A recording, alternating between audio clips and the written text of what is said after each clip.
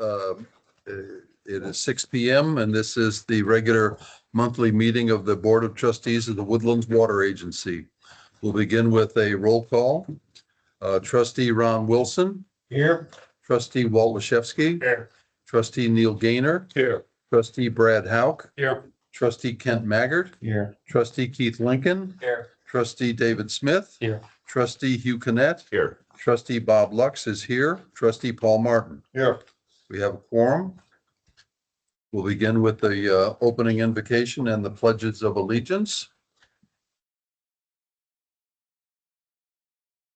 Heavenly Father, we come to you today as an assembled body. We humbly request that you bless our meeting, our community, and our nation. Help us to work diligently, always for the common good and in the best interest of those who we have been elected to represent. Guide us to be insightful and prudent in our intentions, visions, plans, deliberations, decisions, and their fulfillment. Work through us to provide a spirit of welcome to all in attendance and to engage in respectful and thoughtful dialogue and discussion with understanding, wisdom, and humility. Amen. If you wish, prior to reciting the pledges of allegiance, take an additional moment of silent prayer or reflection in the manner of your preference.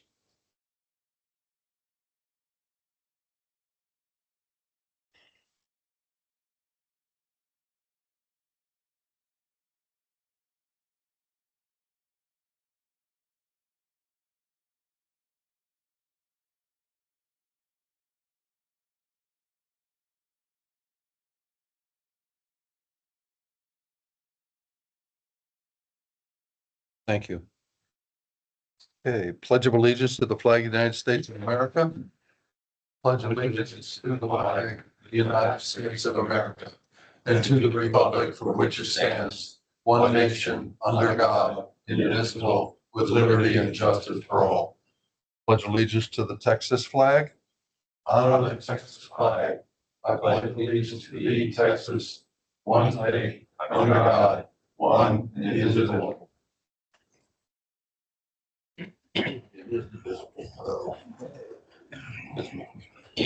All righty then. Shelley, do we have any comments from any members of the public? Thank you. We have, is Arthur here this evening? Arthur Birdhoff? He's not here, okay. So we'll have to, must not have been an update from Region H. We have the presence of Imelda Diaz. It's a pleasure to see you, ma'am. Good evening. Good evening. Welcome. Good evening, everybody. So yesterday we had our regional flood planning group, March 10th. So it's been a while since I've been here. So there's a couple of things to update y'all on. First of all, one of the most important things they brought up was the discussion of the Flood Infrastructure Fund, or what they call as the FIF. So as a reminder, this program provides grants or low interest loans for flood mitigation planning, design, or construction projects. So the next FIF funding cycle is expected to open in early 2026. So that's coming up. As a reminder, to be eligible for the funding, your projects have to already be included in the original flood plan submitted to the Texas Water Development Board. The planning group continues to collect mitigation needs and to identify the potential projects for the next planning cycle. The deadline for submitting the projects is going to be July 2nd, 2026. And these projects are going to have to be reviewed and approved by the Regional Flood Planning Group before they can be included in the 2028 Regional Flood Plan. If you haven't submitted projects, definitely be looking into that. It's getting very close. Another item that was discussed was it was a list of prioritized list of flood mitigation evaluations, or FMEs. And this was a list that is going to be submitted to the Texas Water Development Board. And many of these evaluations are going to be under a separate program that will be part of the regional flood planning effort. And this program is more specific to small cities. To be able to give them a more fair chance of being able to get some funding for their projects because they're not having to compete against some of the larger entities where the benefits kind of show more in that case. So a list of projects was presented to the board, and we did vote to proceed. There was 10 projects, and my understanding is that those 10 projects will be eligible for funding for the next 5 years.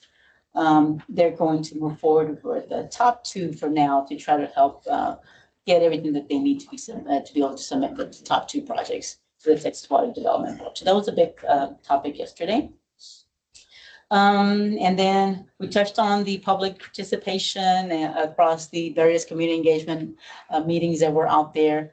We were a little bit disappointed with the low turnout, so we're wondering what we can do to encourage the public to come out more. So more discussions on that, on what we can do.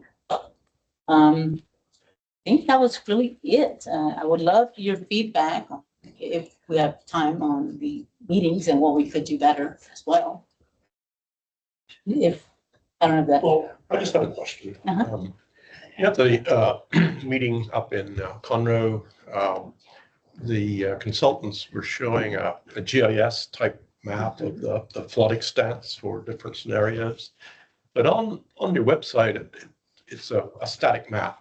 Is there any way you can get a viewer of the area so we can start to zoom in Okay. at that scale? Similar to what the flood control district has. Yeah. Okay, I can definitely look into that. It's been very static viewing. Yeah. Once you try to zoom in, it's all pixelated.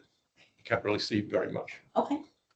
It'd be easier to provide For sure. feedback, because that's what you're looking for, right? Correct. Absolutely. Okay, I'll take that back. Okay. My only comment, I went and you went in, you watched the video, and you moved to the other stations, and I was really surprised it wasn't a theme or a presentation, something that you guys were trying to tell us. I mean, other than watch a movie. Okay. And, you basically sat down in the chair and there's no explanation. You saw the movie and then you moved to other seats. It wasn't a very dynamic Not very presentation, engaging. interactive. Could ask, I talked to Matt, but, like I said, I was sort of surprised. I was going to hear a story and I really didn't hear that story. Okay. So more interaction. Interactive. The Yeah, planning. tell us the story, what you found out. Other than just playing a movie and go between 2 stations, Okay. look at these maps. Okay. So, I can take that back, and then the maps interactive. Anybody else? Okay. Thank you, Imelda. Nice to see you. Thank you. Thanks for coming. Okay, that brings us to the consent agenda. We have, these are action items. Do we have any, I have a question. Item 8, I thought was taken out last month because we didn't have it, or do we have it now? 8 was taken out last time because we didn't have the scales yet from the Department of Labor. So those scales have been, I think those were going up on the Google Drive. Okay, we have them now. Yeah. So I think as part of the government shutdown, they're bureaucrats and the Department of Labor didn't put together the scales. So we have them now. I move to accept it presented. we have a motion to accept the consent agenda as presented. We have a second. I'll second. We have a motion and a second. All in further discussion on this matter? All in favor signify by saying aye. Aye. Opposed, abstain, motion passes.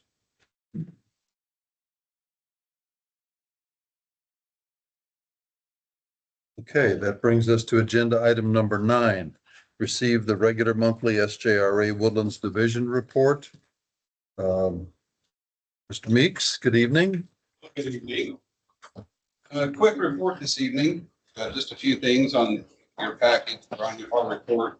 It does, I believe on yours say January 2026, but it is actually February. That was a late catch. Next week's will be corrected.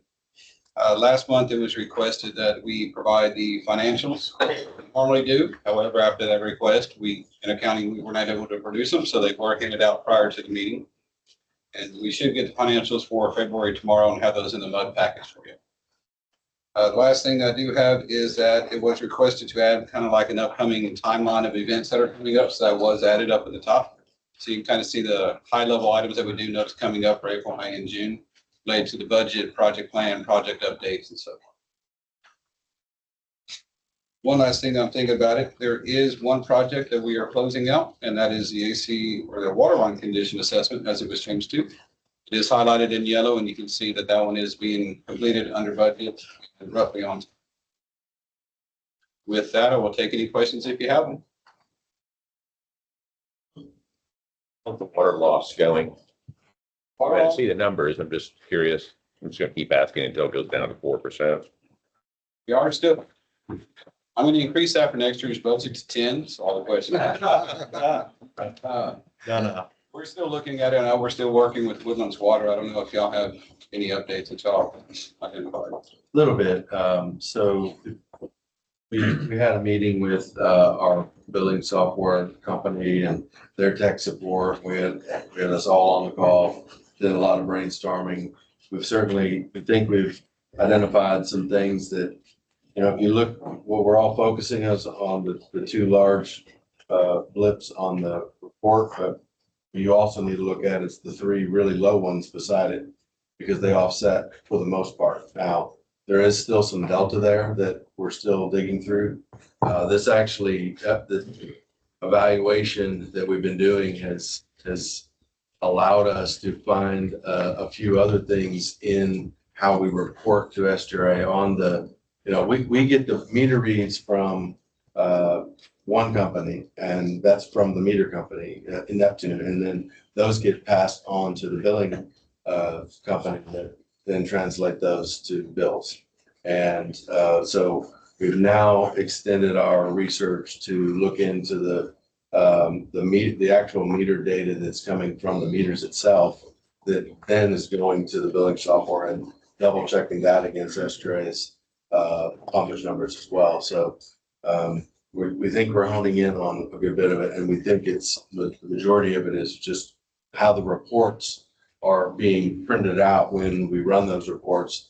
A lot of the high and low of those few months had to do with, so they have to drop a line in the sand and say, here's the date we're running the meter count, the meter reads.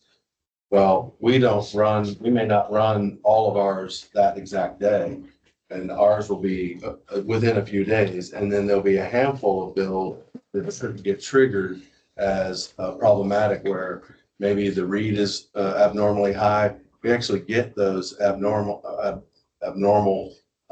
bills and double check them. If that takes a couple days to do, once we verify them, that gets put in. It's just a timing issue of when the reads come in, and the reads that we give SGRA for this report maybe a week or 10 days off.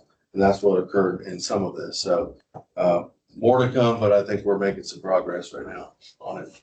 Can you put, I understand that process, you see that in business a lot. Can you put like a rolling 3-month average? That way it'll catch all that. Maybe you can, I mean, that's what's calling it billing cycle. That we just put a 3-month average, and that should catch all that type stuff. Yeah, Even out. On that same page, the opposite Yeah. side.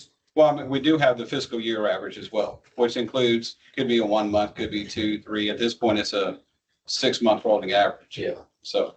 If you do a 3, you catch all those things he's probably talking about. Yeah, we can do a 3. It's just. We actually did that this morning, and when you average June, July, August, September, and October, the average comes to, it was like 5 point something or 6. It was just right around 6, which is more in line with, I mean, I know the budget's at 4.5, and we've been right around 5 the last year or so. So it's a lot closer than these big, huge blips make it look.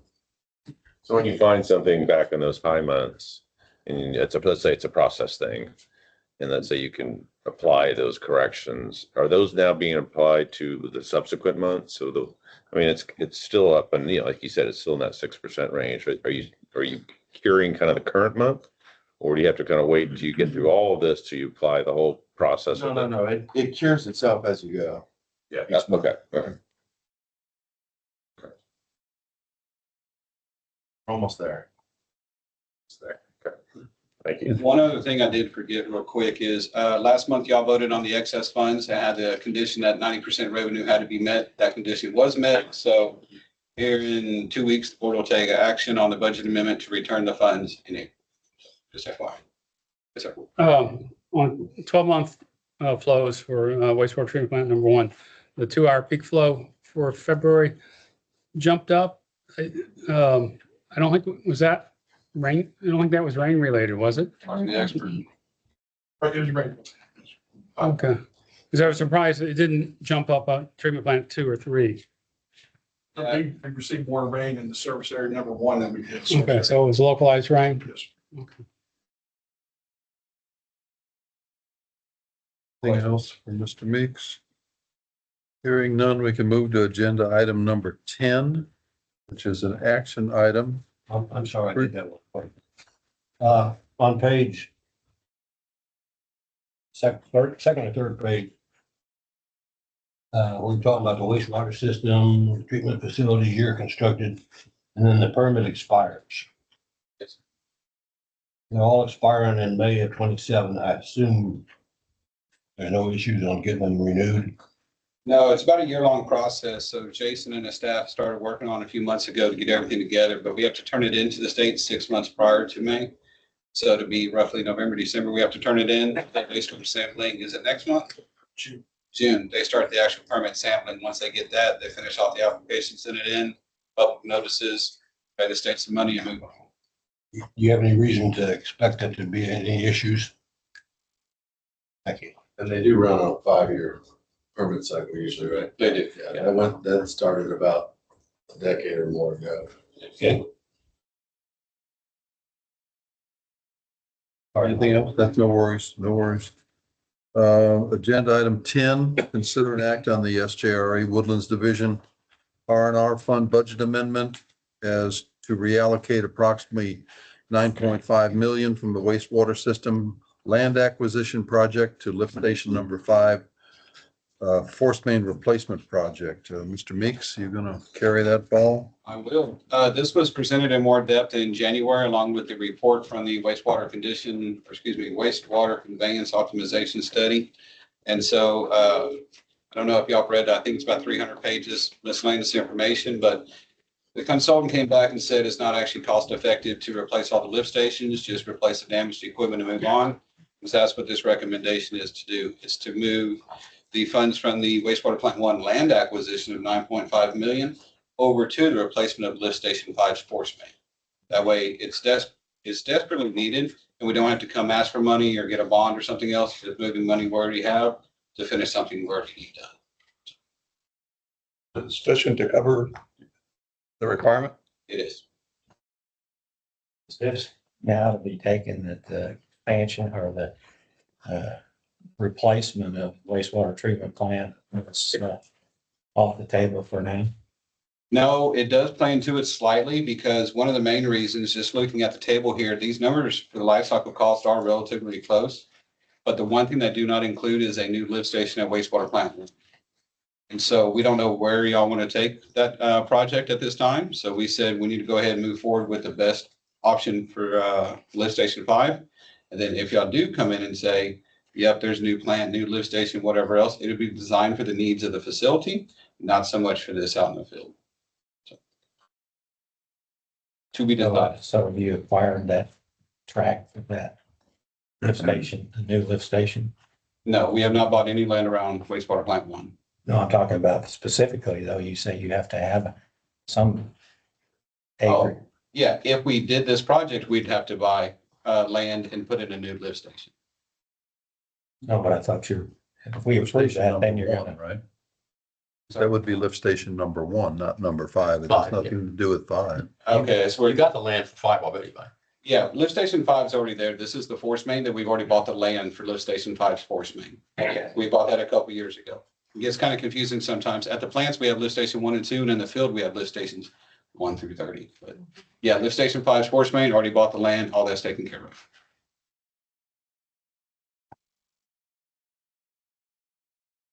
Further discussion, So motion? just a question. Oh, go ahead. The upfall of the force main goes into the general location of the lift stations for the wastewater treatment facility. Is that correct? The outfall of lift station 5, that that force main is about 2 miles, and it's right off, wastewater plant 1 has that berm that surrounds it.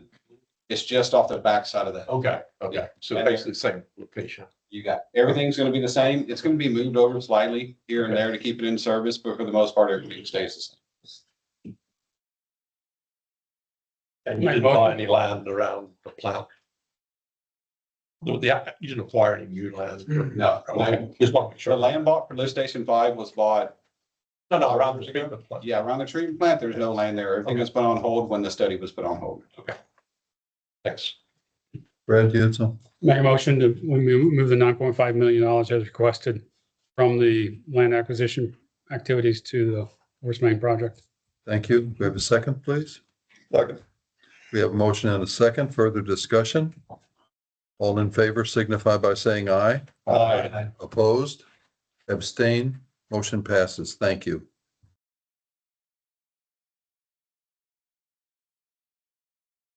Okay, that brings us to the attorney's report. Mr.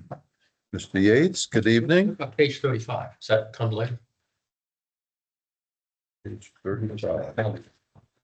Was that? I think that's the next item. Right, that's after the GM report. I don't have anything general in the attorney's report. Happy to answer his questions if y'all have them. For Attorney Yates. Thank you, sir. Okay.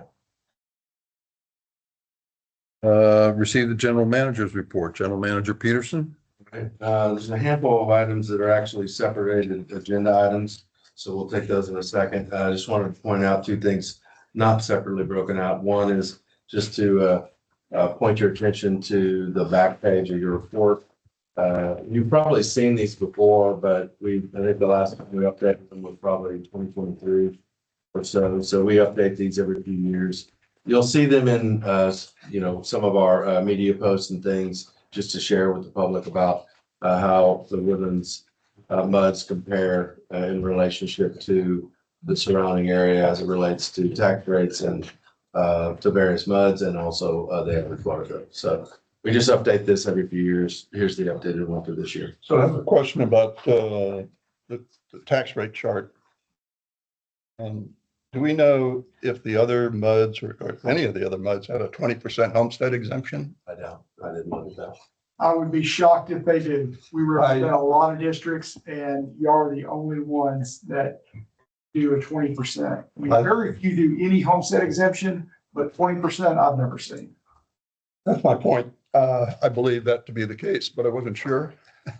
But what I would recommend is we footnote that somehow so that when people are looking at this, it's even better than it looks. Okay. Fair enough. Thank you. Another item that's. Question. Could you give us a table that shows what mud has which district and which tax rate? Again, on. Yeah. Just for ours. 'Cause I'm curious how different we are and why some are so, more than like 3 or 4 times higher than others within WWA. Okay. The Woodlands muds. Woodland muds. They relate to each other. Yeah, Okay. Just a short table. Just, Yep, we already have, yep. you got that. I mean, you had to have it to generate a lot, but I mean, I think long-term, we're working towards a common rate, common water or billing rate and a common tax rate. I'm just surprised that this has more variability than I expected. And the lowest is around 4 cents or so, and the upper is around 16, 17 cents. That's a pretty big difference. Yeah. Sure. Yeah, from 1 to 10. Brad, it is on the website. So each one of these orange bars represents Tax what? rate, is it gonna- Would- Yeah, okay. 1 to 10. That's another reference for you. Or they're individually, They so you gotta are go and, 5 years, from 2020 to 2025. Yeah, we'll get you a chart. Yeah, it's easy. Brad, don't forget, some of these muds are 20 years newer than, oh, yeah, I know. so that's why some of them haven't paid off their original capital improvement bonds yet. So Right. some of us paid them off 20 years ago. So as that's you're why- talking to the residents, No, they look at this and say, Yeah. You know, why am I, oh, you're doing a great job or you're doing a really lousy job, depending on what data they look at, right? So it's nice to understand that. Eric, I've got a question, maybe. Like city in Shenandoah and city of Hayden and these stuff, are their wastewater and water systems completely self-funded through revenue in their bonds, or does the city taxes supplement their water and sewer systems? I don't know the answer. Because it's kind of like the Woodlands. That's why I was curious. The Woodlands, we have what, 17 or 18 cent city tax, I call it, for the township, in addition to the mud taxes. And that's why I was curious if these other cities are able to self-fund their water and wastewater systems. Just a question. But this doesn't include taxes, right? This is just the water bills? Water bills, yeah.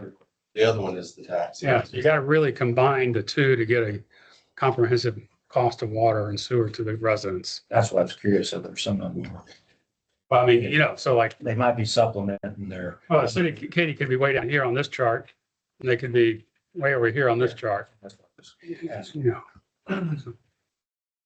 I don't think any of those cities have a tax rate lower than, what you say, 16 cents was our high. Roughly. yeah, that's what I mean. They potentially are able to do this because they have a higher tax rate. But they're all. Is this truly all other Montgomery County muds, or is this all surrounding muds like Katy and Houston, Huntsville? Just Montgomery County. This is just Montgomery County. How many muds are in Montgomery County outside of us, roughly? The bars, count the bars. Count the bars. Count the bars. No one is like count the bars. I was a little in disbelief that there's that many of them. There's a lot. Just in Montgomery County. Bunch of them are really small. A lot of them are postage stamp size muds. They're not integrated like the Yeah. others muds are.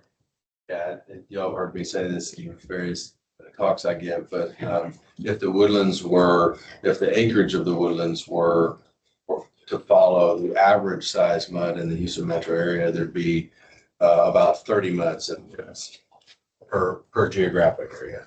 Average mud being about 600 to 1,000 acres. We'd have 28,000 acres, we'd have over 30 muds. Just to give you geographically a comparison. And most of them hold their own elections, so they don't appear on the county ballot anywhere. If you look at the county ballot, you see, so. Regular muds. Yeah, mostly muds is holding elections are small. They're not like us, we use county election laws. Plus, we have a huge advantage with redundancy with all the wells tied together. River reporting, or not only is it cost effective, it's operationally way more efficient than we have a well go down and we end up and we got 29 others that we don't have to worry about because we've got 10 muds, we're all connected together. So it's a good place to be. One other item that's not separately listed as an agenda item, just wanted to give you a heads up. If you picked up a copy of it this week or last week, and it's on the Google Drive. The mud, we'll be looking at this at the mud level next week, but wanted to give you all a heads up. The copy of the 10-year breakout on the water renewal program is available with cost formas for the bonds for each one. And then the supplemental agreement that will be up for review over the next couple of months is also part of the packet. So I think we've got extra copies. There were some on the table and then it's on the Google Drive. So nothing to really look at tonight, but just wanted to give you a heads up. That's now out. And we'll look at it at the mid level. Rest of mine are agenda items. Okay, very good. Any further questions for General Manager Peterson? Yeah, Eric, noticed in the financials, we're behind budget on some of the major work projects. Wastewater, I'm sorry, ditches and ditch repair and such. Do you think you'll catch up this year? Yeah, I think we're on pace. That's based on what's been billed and paid. And so we're meeting with the contractor, I guess, every 6 weeks or so. And they've done a lot more than you see being billed right now, just Okay. yet. So we're working. We'll catch up and the Woodland Water will have the appropriate amount of profit, their markup. Yes, it just hasn't been built yet.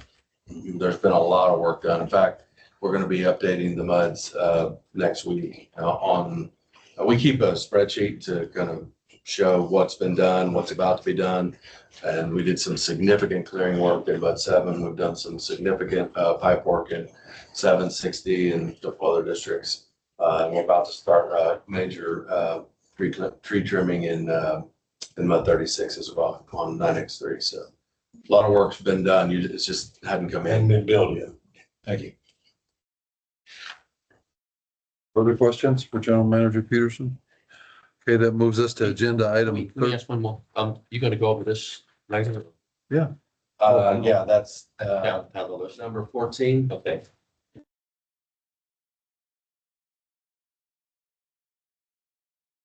Third time. Anybody else? Okay. Brings us to agenda item 13. Discuss an act on increasing SJRA GRP woodland surface groundwater blend ratio from the current 50-50 level. General Manager Peterson, it's on page 35 is the breakout page. Yeah, so last month I passed this sheet out and suggested we put an agenda item on it. I've made notice to Estray, to Chris, that we would be interested in taking more water, subject to concurrence with the trustees, and that I would be bringing it to y'all tonight. So I've officially put them on notice that we're interested, subject to tonight's meeting. On the spreadsheet you see here, I've shown you a little bit about what making a request to move from 50 to 55%, or to move to which would be about 3/4 of a million gallons per day, request of the GRP. And if we bump that to 1 MGD, which is essentially close to what the remaining capacity in the plant is, as I understand it, or very close to. I figured if we're gonna ask for 750,000 and they've got 1 million left, by my math, it's about 56.6. Chris mentioned it's more like about 58% or so would be the 1 million. So I'd like to make that request of the GRP to secure that additional surface water for the woodlands. So I'm really open to either number. My biggest concern was disinfection byproducts and not going too high, but I'm assured that at those levels, we would be okay. It's just getting above 60 or more could be problematic. And Chris talked a little bit about just balancing that out over the year. As you know, as water demands drop in the winter, that's a lot of times when they ramp up usage of surface water. And then when everybody's, using a lot of water in the summer, the wells have to make up some of the difference because it maxes out the plant or gets close to it, at least historically. So I think that'll get even more utilized in these next few years. So I'd open it up for either option. I'd recommend going to 1 million, but I think either would be sufficient. Open up for discussion. What are the economics on this? The moving to the 1 million would be an adjustment of about 3 cents on the blended rate, roughly.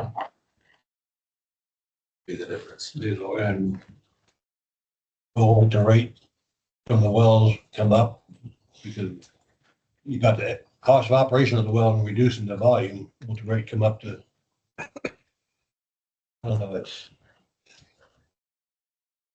Oh, Okay, a well costs X dollars to operate. And if you take 1,000 gallons out of it, it's so much per gallon. If you only take 900 out, it's gonna be 1.1 times. don't see that adjusting. I think what Eric is talking about is the GRP groundwater rate and the surface water rate is the 3 cents. Is the blended rate, yes. Right, and that's what I've calculated on the back of an envelope. So going up to 58% or 58 point, whatever it is not going to change that significantly. Add maybe another penny or two max. Right, a couple pennies. By my math, it's about 3 cents. At the million. Correct. You have a timeline, effective date? Well, so based on your concurrence, I'll make an official letter of request to the GRP. Awesome. And then it'll be up to the GRP to determine when it's available and how they're going to manage that into the system. It would need to go before the GRP, will be gas, GRP committee. Yeah, so I'll just kind of add something here for a second. So if y'all vote to say, yes, we want to recommend one more MGD. I also have MUD 94, 99, and WCID #1. So I have multiple requests at the same time. So what we're going to do is we're going to take all those requests, run them through the budget process, because one thing is no rate can be impacted. So I can go down or I can stay the same, but I cannot increase the rate. So I need to take all the different requests, put them together, run them through the budget, make sure there's no rate increase. And then I'm going to look into make everything effective September 1st. That way it goes with our budget year. I know it's not going to increase rates, and then everybody can plan and do PR as needed.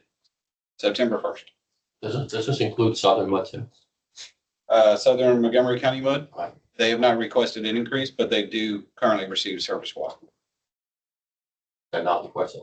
They have not requested additional water. They receive about 0.6 MGD at this point. When you say it's at capacity, you go to a summer capacity, right? Summer capacity, what Eric had stated was that what Jason's mostly been doing is we're looking to rebalance the plant if you will. So rather than have 9 MGD in the winter time and 30 in the summer, we're trying to balance it. So I know y'all use, and we've used for quite a while, 50% surface water, 50% groundwater.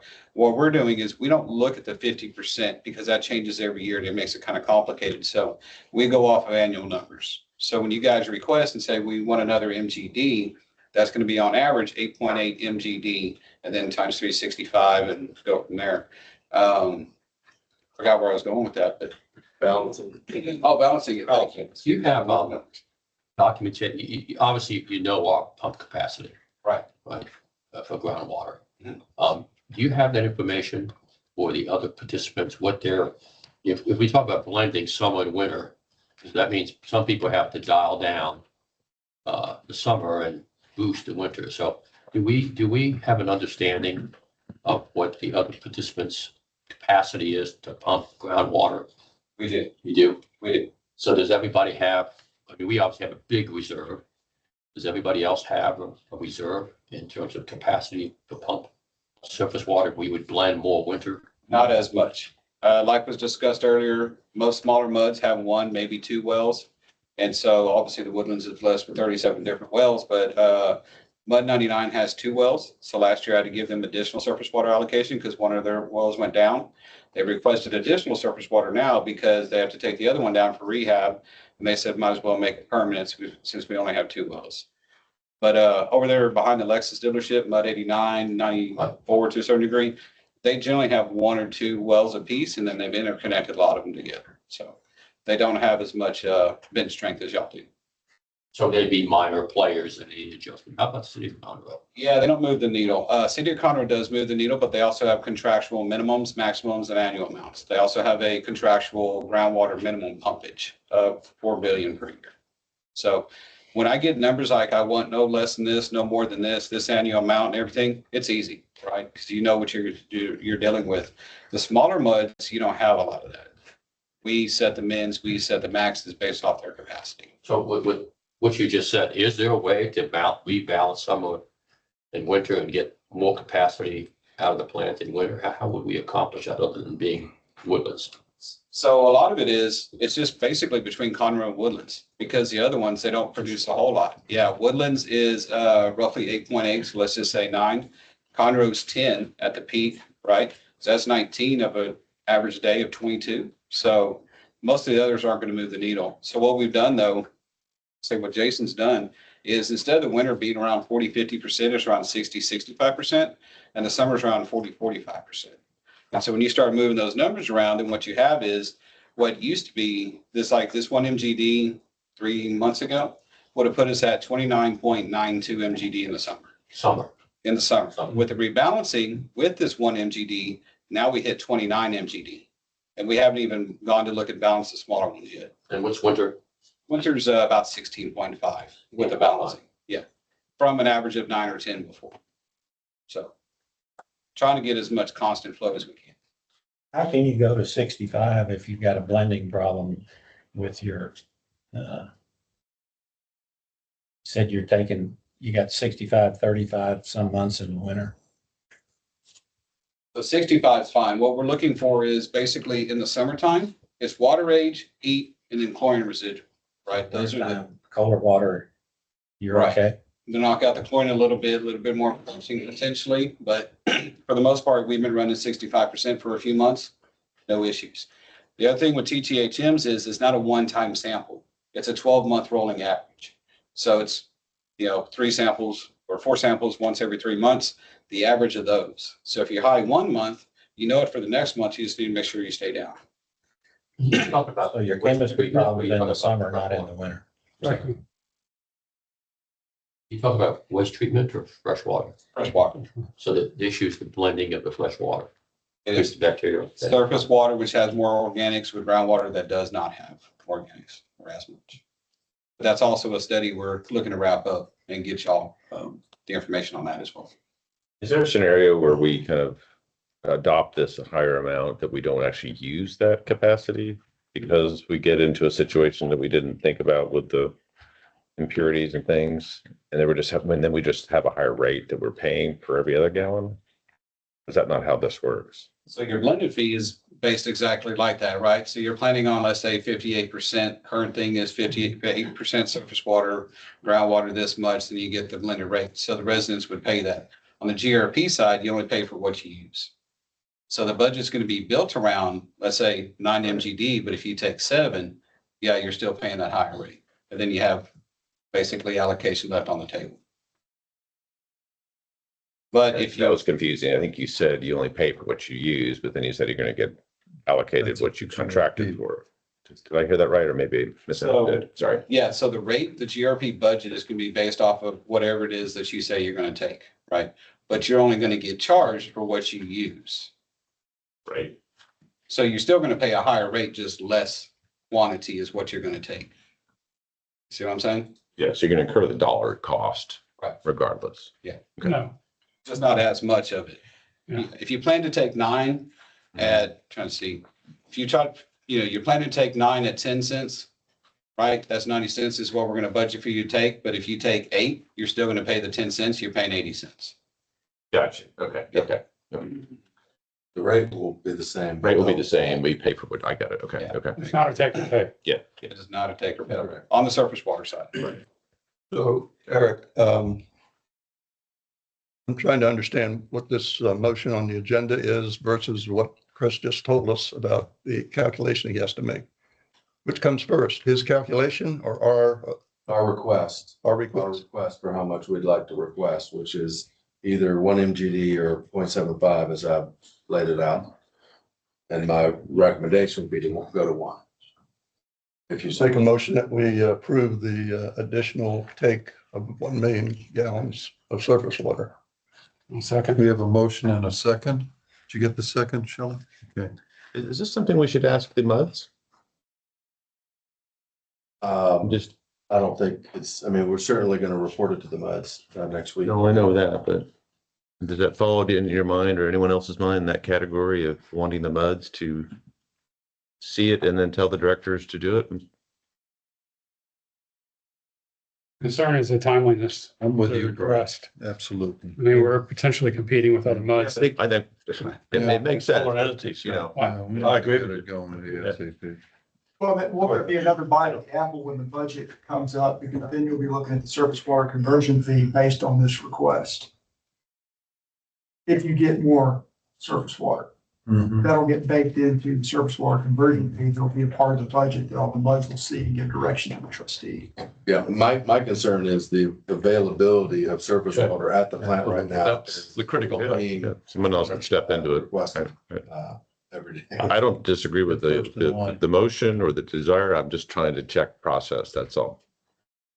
You can also revoke it at some point in time. If you request it at one MGD, and since it doesn't start till September 1st, and you see the numbers and you do back and forth discussions, you're like, no, wait, we no longer want it, you can also revoke it at some point in time. You have to tell me to go up, then you have to tell me to go back down, any point in time.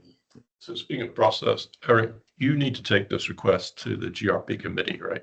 Yes. For their approval, which then presumably after calculations are done, as Chris just described, it will go to the SGRA board for final approval. Is that right? Adjusted budget. Woodlands is a little weird. Well, I mean, not like Austin, but normally Eric would take it straight to the review committee, right? Because that's the way it goes. In this particular case, Eric actually, if y'all vote for whatever you vote for, Eric's going to present it to the Woodlands division, since we have the memo, the TM, whatever you want to call it, with the GRP division.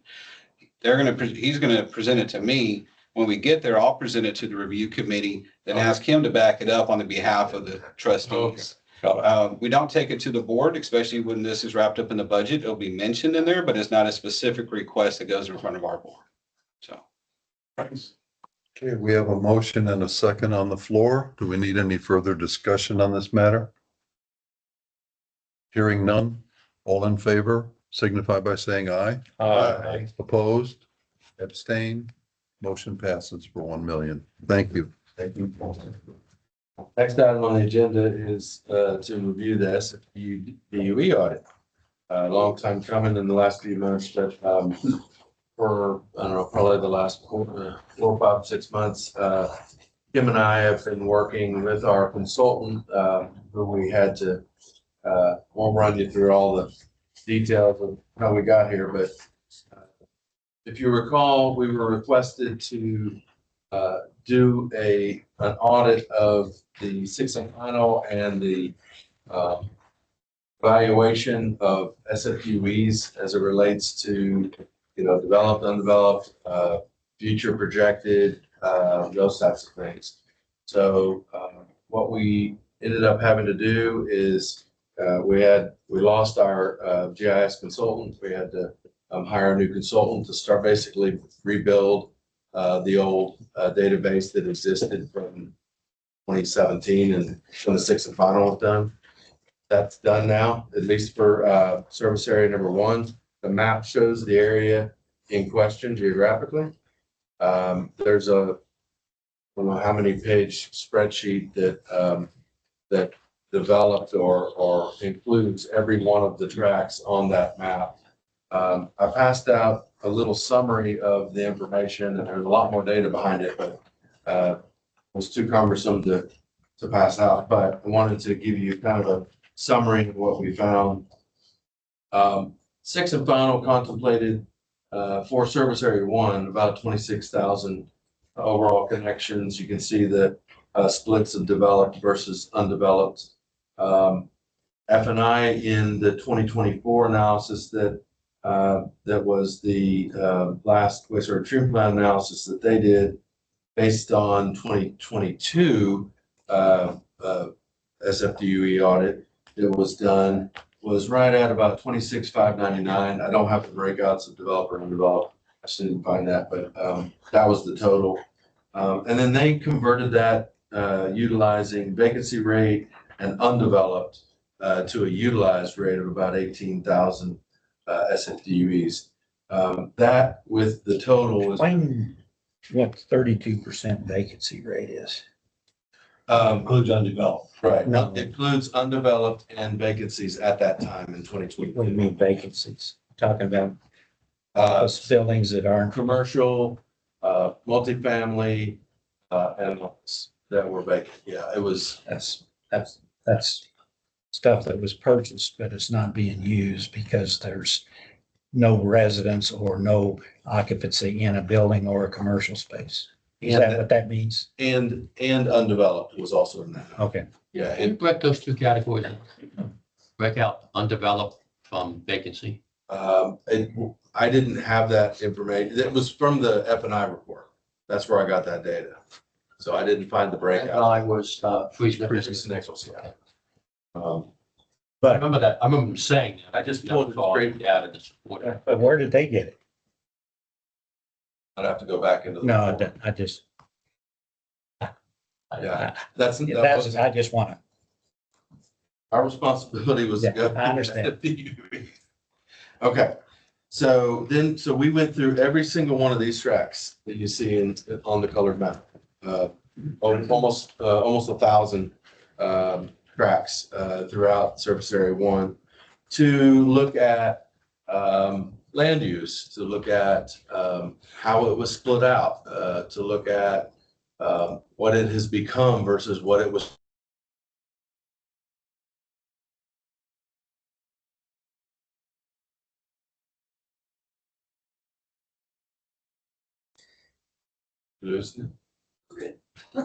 And so we went into, like I said, every one of those tracks, confirmed that, if it was originally estimated to be a multifamily or a restaurant or something like that, that it still was, basically. That's what we did.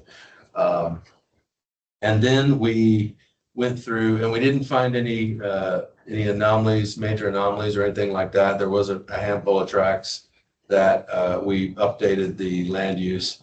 There were some tracks that, 10 years ago, there might have been 2 tracks that were identified to be developed as one and only a portion of it developed. So we had to do those splits. In some cases, 3 tracks combined into one in terms of what it ended up being or vice versa.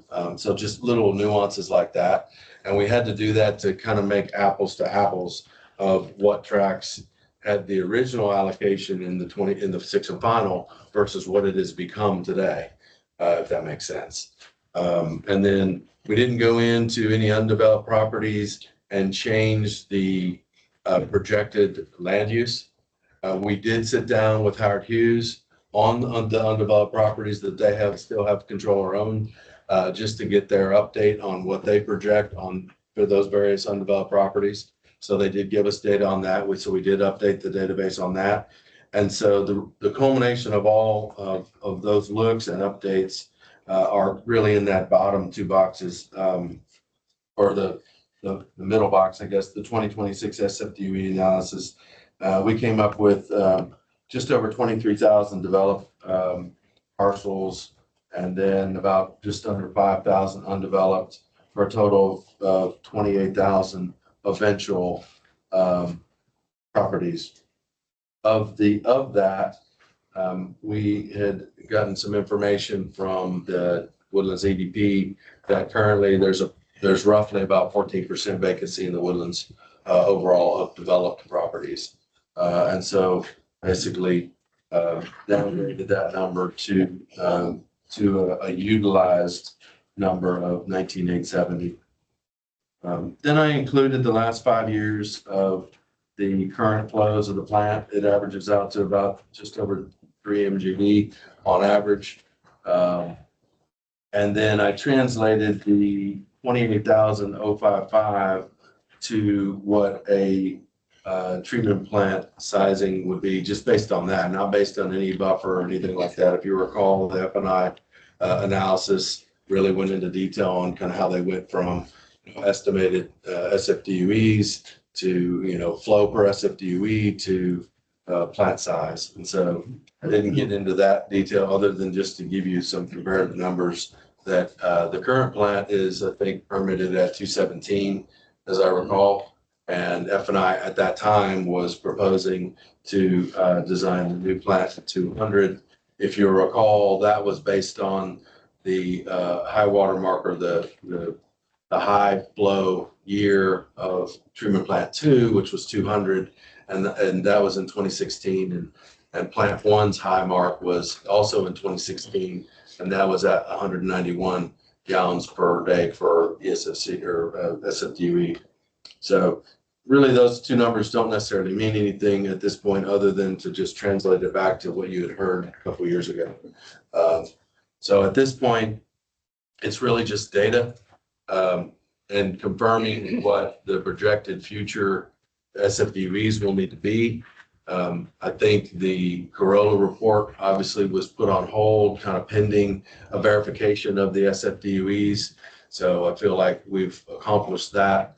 Now I think it's, we need to see what the next steps are in terms of, whether Corolla gets back up and running and finishes their work, or if there's any other capacity analysis that needs to be done. I did look at the flows, F&I's analysis went back to 2015 inflows and stopped in 2023 because that's when their report finished. I just went back the last 5, and 2015, 16, and 17 were very high flow average years for the plants. And if you recall, that's Memorial Day, Tax Day, and Harvey were in those 3 years. So I don't know if that probably did have an effect, but so I don't know if it's something we want to look at in terms of, when I look at the last 5 years, it was definitely lower than that, but. Absolutely. Using 200 with all those peak flow days as a design criteria, you're not processing that. Eric, Right now, we're processing 3 million gallons a day on an average day, every day. And that turns out, I think, what was it, 170? Yeah, it's a little lower than that, but yeah. Yeah, 170. So that's a big number. Sure. That's 15% over design, using the difference between 200 and 170, if you design it. But anyway. so based on these numbers and down at the bottom box, roughly, I'm looking at the undeveloped versus the total on SFDUEs at the 217 and at the 200, it's the same ratio. So the 1074, 150, right? That's a million GDP based on undeveloped SFDUEs, correct? Which is roughly 17% of the total. So that would say, from an SFDUE perspective, 17% of the SFDUEs are undeveloped, right? Now, we talk about the woodlands as being fully developed. And does that imply that what is left undeveloped could be more multi-family and more industrial or commercial versus residential? And that's why we have maybe 98% development, but we still have 17% undeveloped from an SFDU. Yeah, I will say there's a much higher percentage in this particular service area for Trim Plant 1 that is commercial, or let's say non-single family. And the rest of the woodlands in service area 2 and 3 are a lot heavier single family. But this data is broken out for wastewater treatment plant 1 only. Oh, right. Yeah, and But you have the data for everything. well, we're gonna finish. We haven't done the other 2 service areas because we really wanted to this is a big task to go through this much data. And you had requested service area 1.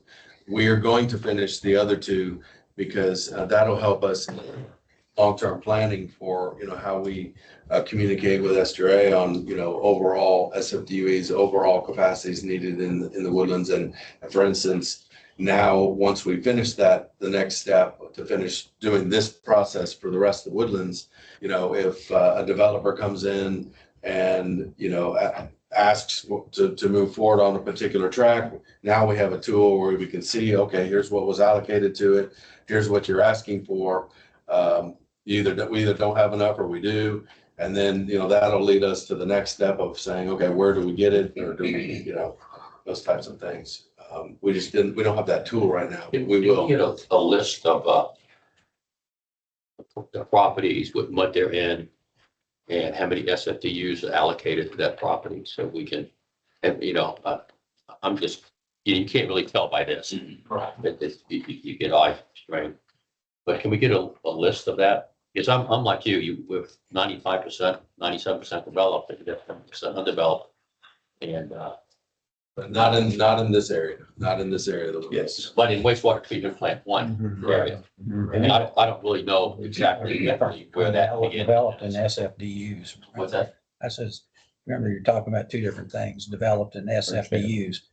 Residential, it's 100% developed, but SFDU wise, you got 15%, you said. But that's what you have to manage, right? I mean, that's the commitment. So my follow-up was kind of along the same line. If you mentioned that you sat down with Howard Hughes and you got, kind of went through their properties that they're owned. Do you have a sense of how much that is undeveloped is Howard Hughes versus other third parties? Do they have 80% of that and you covered kind of 80% of what was yet undeveloped, or is it half? Yeah, I didn't run that number, but. I'm just curious. Probably was at least 80%, maybe higher. Yeah. Okay. There's not very many tracks that they don't I own didn't think, but I just, that are undeveloped. Yeah, it was, I met probably over 90.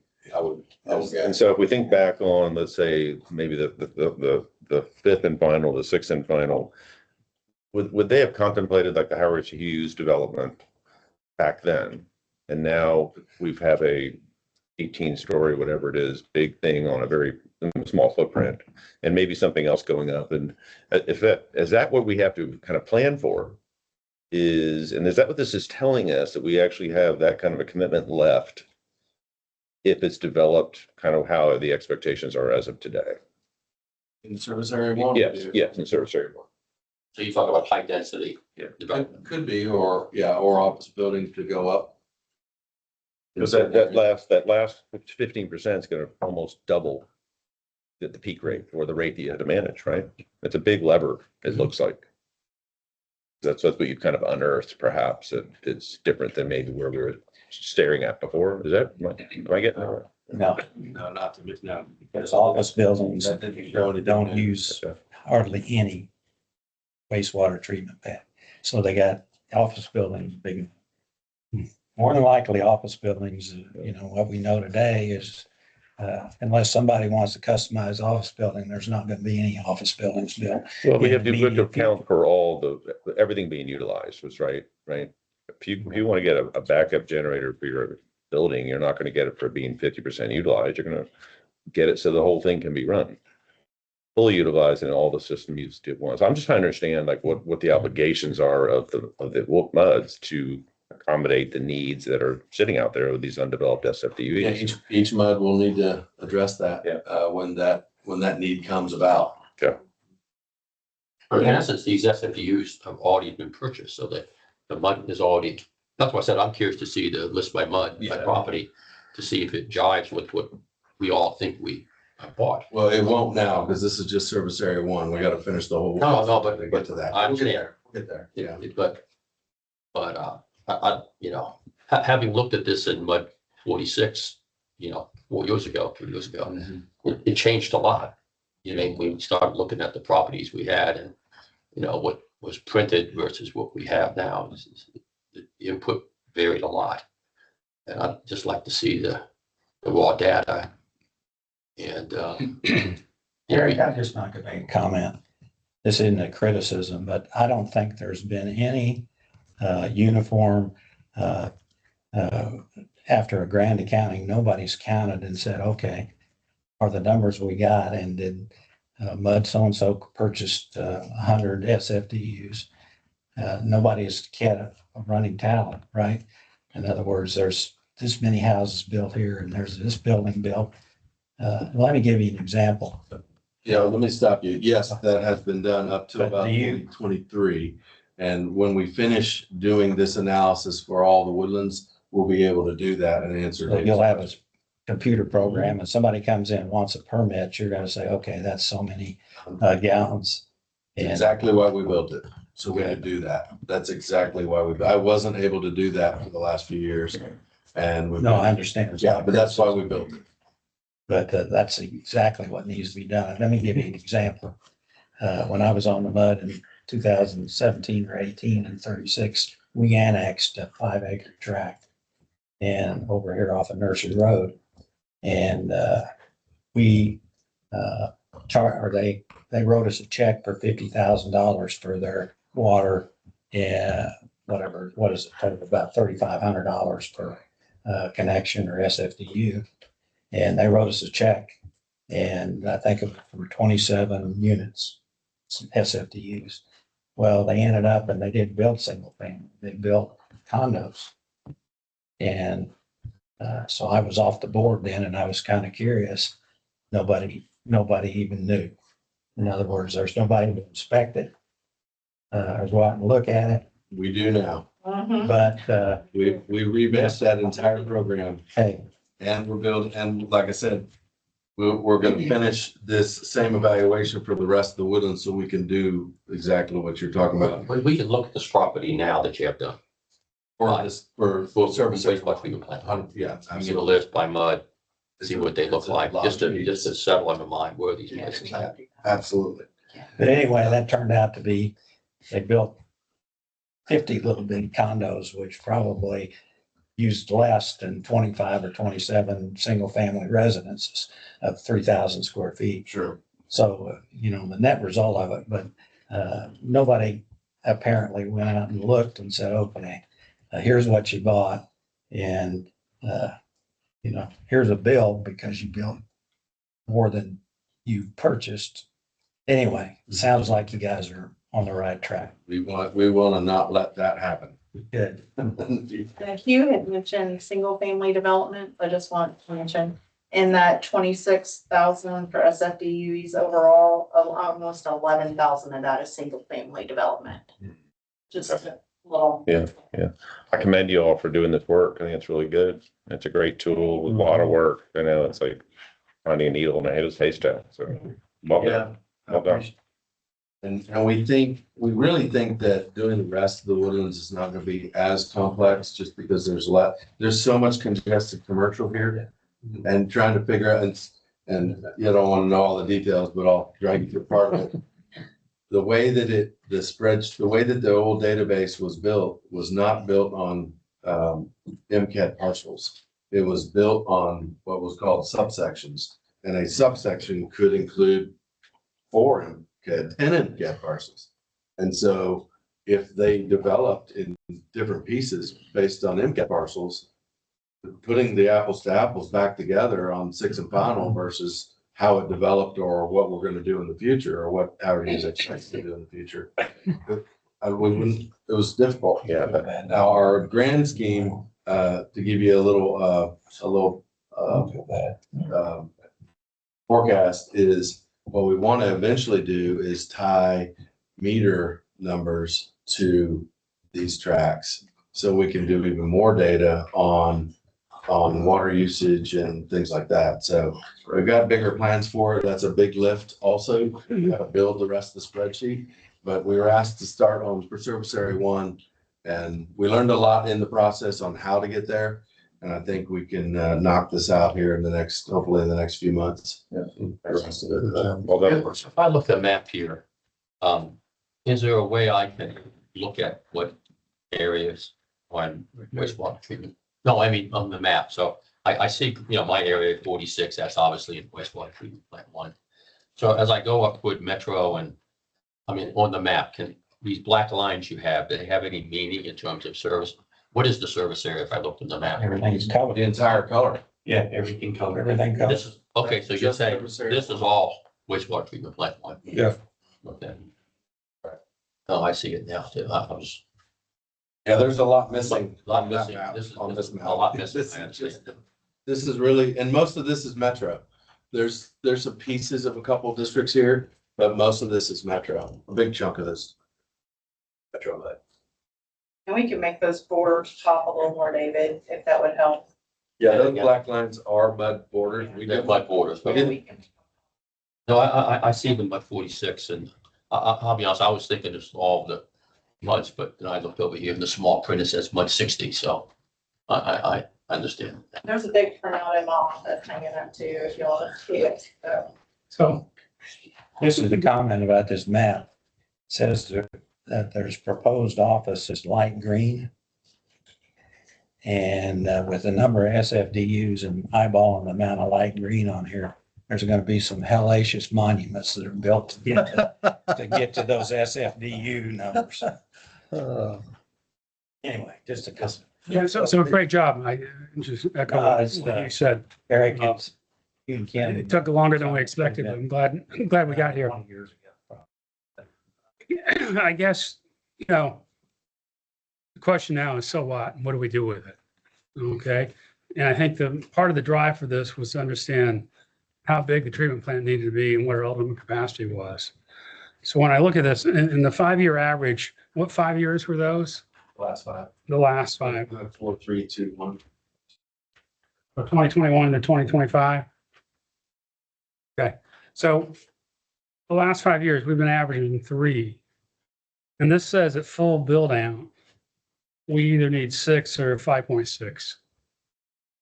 Right? Is that what this reads? So that would say we're doubling, but we only have 17% of our US SFDUEs not developed. Not you, no, 17. 17 plus 4. 17.6%. That's 14, yeah. Plus 4. Excuse I'm sorry? me. On the vacant. No, the 14. No, I'm not talking about the vacant, I'm talking about not developed, okay, the 4,950. So I still struggle with believing that 10 years from now, we'll need a capacity of 5.6 or $6 million gallons a barrel. Okay, That's not what it says, it's ultimate. Yeah, I didn't know. It's not about. well, 10 years ultimate, okay, what do you want to use for planning for, what's ultimate? 30 years? Okay, 30 years. You think we'll double wastewater treatment plant? And if we double the water going through the wastewater treatment plant, that means we should probably double the freshwater drinking water we provide, right? Potentially. So I think it's really important that we stay aligned in our wastewater treatment capacity and our drinking water capacity. So I guess we talked before about getting that data together so we understand we don't build twice as much wastewater as we have drinking water. But I think, still looks, I guess I'm still skeptical whether it's 10 years or 30 years that Woodlands will be at $6 million, 6 million gallons a day. So, and that's what, this was driven to help us set the capacity for wastewater treatment plant 1, right? Right. Well, again, those numbers that you're reading off are based on the 200 or 217. The actuals are in the 150s. So Right. you would never design to 150s or your actuals. You would have buffer in. So whether or not 200 is the right number or 194 or whatever it ends up being, I mean, that's something that might need to be looked at, but that was evaluated in the F&I study, and I only just put 200 because that was the last number that was presented to this board from F&I. Right. Whether or not that's the right number or not may need to be looked at. Okay. Yeah. So you're not saying necessarily that treatment plant 1 needs to be designed for 6 million.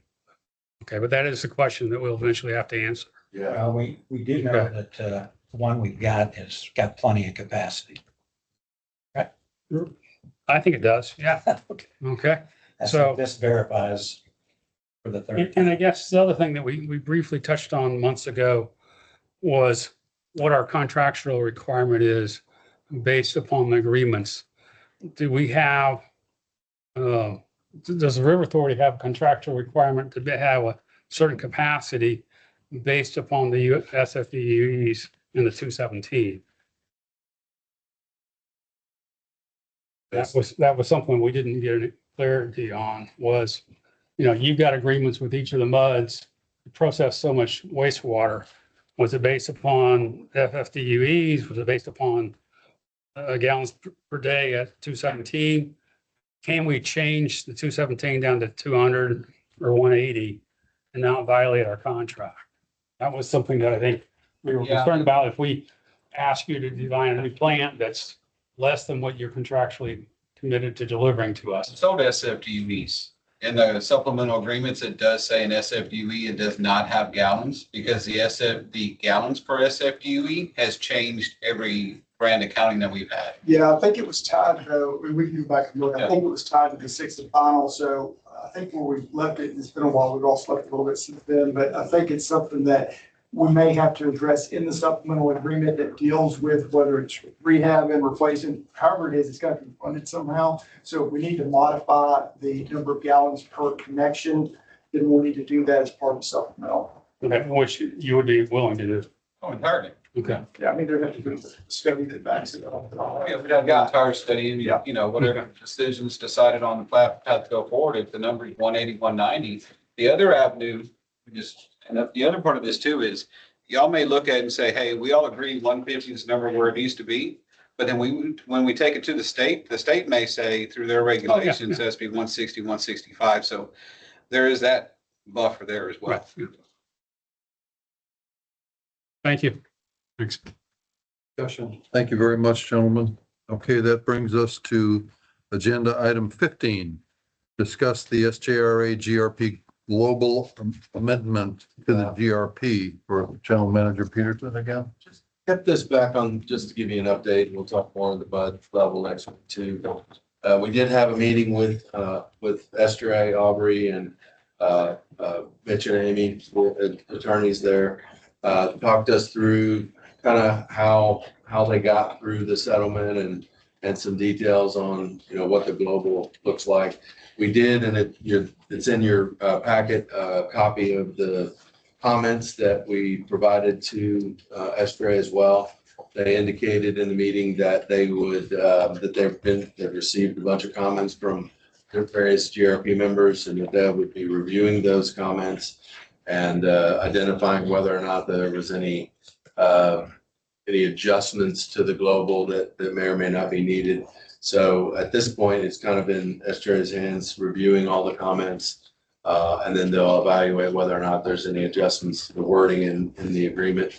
There's nothing to vote on at this point, and I suspect that they'll come back and indicate here's the votable version, or, you know, in the future, in the next few months. So that's kind of where we are right now. I know a number of y'all were at that meeting, so I don't know if there's anything worth sharing. I thought it was a pretty good meeting. We gained a lot of insight into kind of some of the things that they were facing at the time of negotiations, which I think was helpful for some. When is the voting gonna start? It has All to be, participants. it has to be determined by January of 2027. You mean the vote has to be completed? So when, that's my question is the voting started yet? Not that no, I don't think so. So when is- They when said does it they would start? give us the weighting, I think this month. So that they haven't determined the weighting of the voting yet. And that'll come, That's sometime in March. Yeah, that's The based on volumetric last use. year's volume. Yeah, on the water, yeah. That'll come in March. Yeah. And, you know, he also kind of said that they're kind of trying to get a sense where the mud's all, you know, all the participants stand and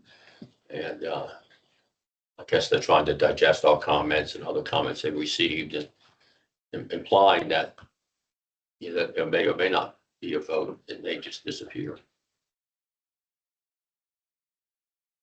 So More to come, but yeah. just wanted to give you that update. Thanks for those comments. Those were good. Are they going to provide written responses to our questions? Say again? Are they going to provide written responses to our questions? To be determined, I don't know how detailed the responses will be or if they'll incorporate them into any changes. It was not recorded, was it? Further questions? Move to agenda item 16, receive staff and ad hoc committee updates on following. Personnel Committee did meet on the 9th and committee came to an agreement which will be discussed in the closed session. Audit and Finance Committee, Ron Wilson? No meeting. No meeting. Public Education Committee, There's Neil no meeting Gaynor? today. No meeting today. Very good. Okay, that brings us to agenda item 17, where we're going to recess to discuss personnel matters. So if we could have the room, please.